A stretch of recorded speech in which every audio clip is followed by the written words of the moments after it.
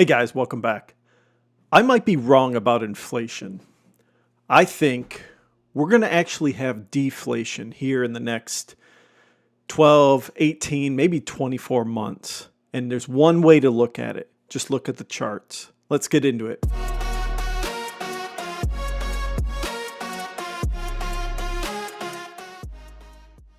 Now, some would argue that deflation might be a good thing.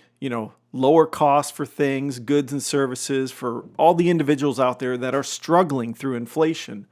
However, for the government, this poses a big risk because we keep having to pay off the $38 trillion in debt that we have to pay interest on every single year. I think it's around $1 trillion in interest. And if we have deflation, that means there's less dollars coming into the federal government's budget. Now, maybe there's ways of moving around that. Maybe tariffs helps with that. Donald Trump keeps saying that, we're going to get rid of income tax due to tariffs. I don't think that's going to happen. They're only bringing in like $30 billion a month in tariffs. That's only $300 billion a year when the government requires like 2 point something trillion a year for the budget, which still doesn't cover all the expenses. Okay, so deflation is a huge risk for the federal government. Not only that, we're seeing deflation in the housing market. Okay, I'm even seeing in this area, houses are not selling and sellers have to go lower and lower on the ask. And we're seeing it in bigger markets like Miami and California. I think LA, I just saw the average housing price went down like $60,000. Now in that market, that may not seem like a lot, but for other markets, 60 grand is quite a bit.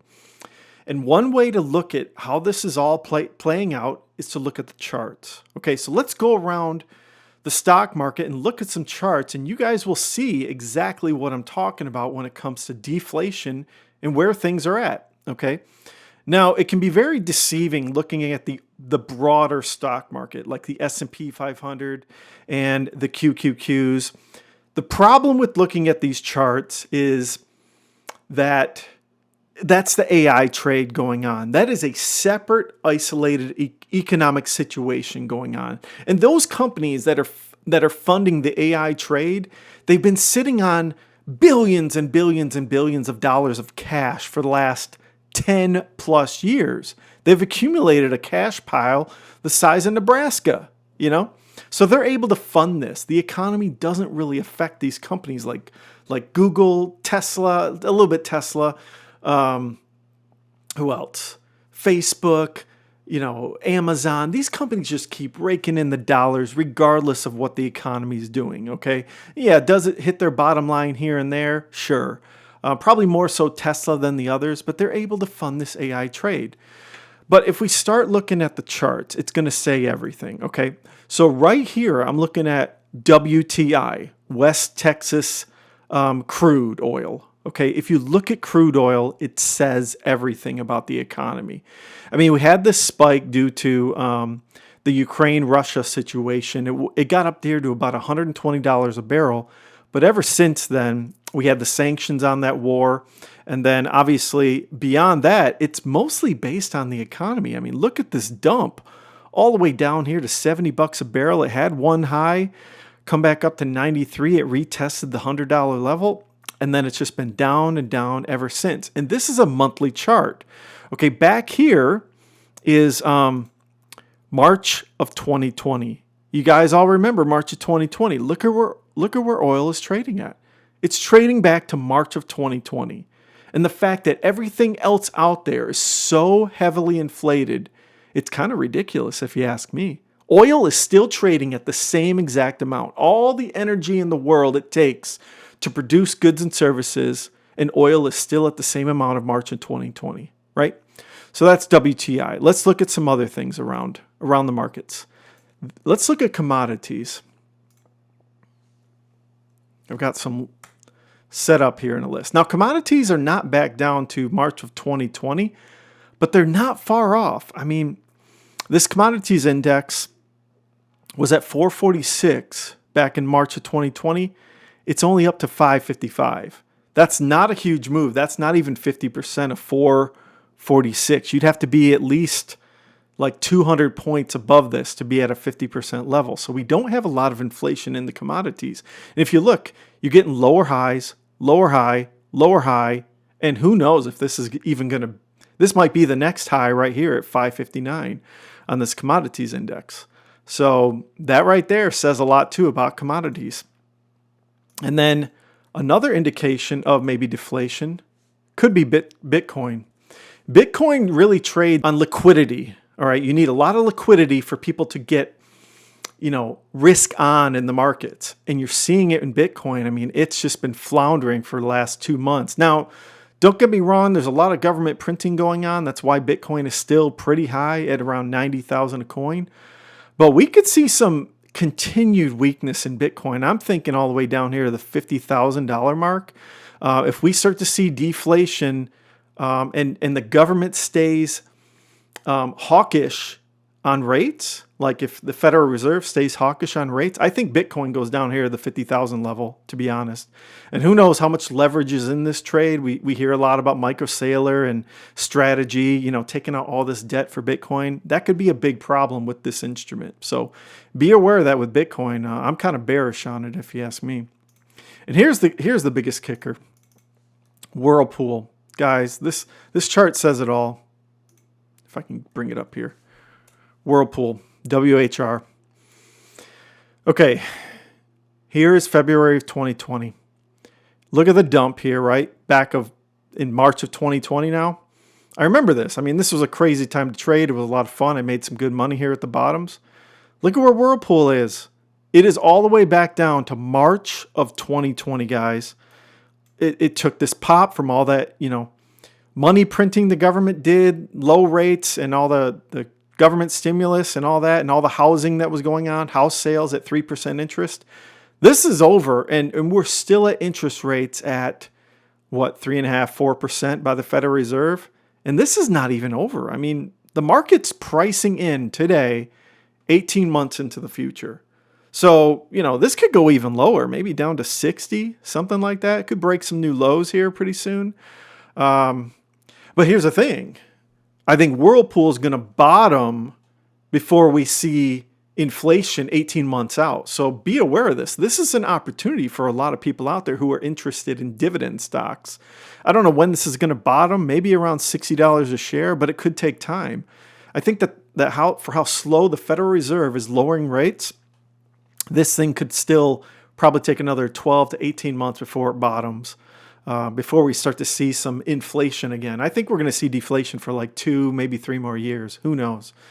So that's Whirlpool. That's a kind of the canary in the coal mine is Whirlpool. That says it all because it's so highly concentrated with the housing trade.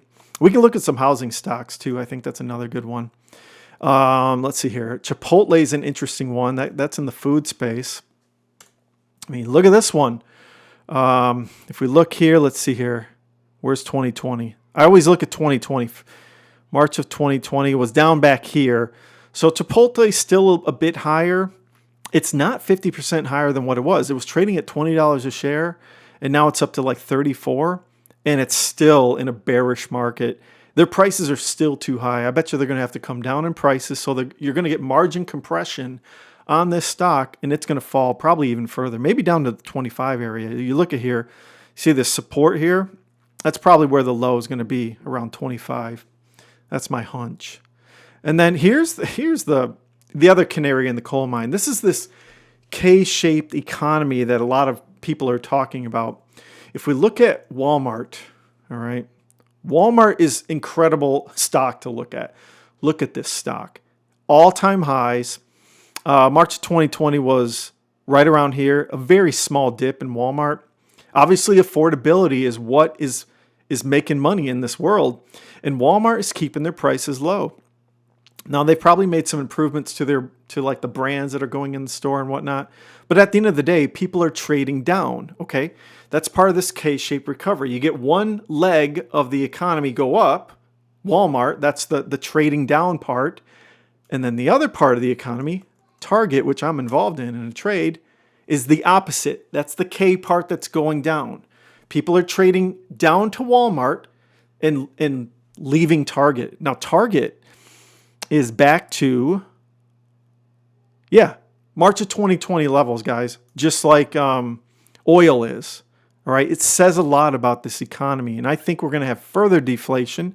Walmart's going to have to cut their prices, get down to that Walmart level, and probably improve their stores. Last time I went into a Target, man, it looked like a hot mess, if you ask me. But I like this stock because I can trade it sideways. I think that this stock is going to trade sideways. It still has a 5% dividend, so that's going to hold it up a bit. But man, this is a messy economy we're in. I'm not trying to doom and gloom. I think there's opportunities here for good quality names like Target, like maybe Chipotle, even oil. I mean, I'm surprised oil is still down to $58. You could look into the oil companies like Exxon and all that. Maybe here in the next 18 months, we might be hitting a low. If the Federal Reserve starts to see some weakness in the economy, they might lower rates even more dramatically than where we're at today. So that's something to consider with the markets. We could even look at the housing. So I'm looking at Lennar right here. This one's down pretty bad too. I mean, this has been dumping since 2024. It got a little bounce here, but I bet you we're gonna see. I bet you this will be the new high right here. This is a head and shoulders pattern here. You got a high here, a big blow off top, and then maybe a lower high here. We'll see where this ends up. But here's March of 2020, down to $70. This thing could still dump quite a bit depending on what happens in the housing market. If rates don't get lowered by the Federal Reserve, this thing's going to keep selling off, in my opinion. Again, this is not professional advice. I can't tell you what to do, when to do it, how to do it. I'm not a professional. I wouldn't short this stock. I mean, the housing companies can still make their way through this market, no doubt. But I don't know, man. I just think that we're in a deflationary market in general. And I wouldn't be surprised to see some more weakness in some of these stocks that I just mentioned. But as far as the AI trade, I think that's going to continue to go on, up and to the right for a period of time. I think right now we're in kind of a semi-bear market in the AI space. We're seeing some sideways trading because of all the AI spend. There's a lot of debt going around. These companies like Oracle and probably even Tesla, who knows? They're spending a ton of money on chips, and the market gets worried about that. They don't know where the ROI is on the AI trade. But I wouldn't be surprised to see if we see lower prices at the stores, even at Target, Whirlpool, whatever, because people are stopping. They're done spending money.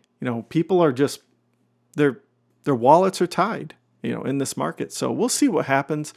But you guys, let me know what you're feeling out there. Are you feeling this pinch as far as spending goes? Are you guys tightening your wallets? Are you spending less? I bet you guys are. So I know I am. I'm trying not to spend my money left and right. I'm trying to stack cash, stack coins, because I think there's going to be opportunities here in the near future, maybe 12 to 18 months. So we'll see what happens.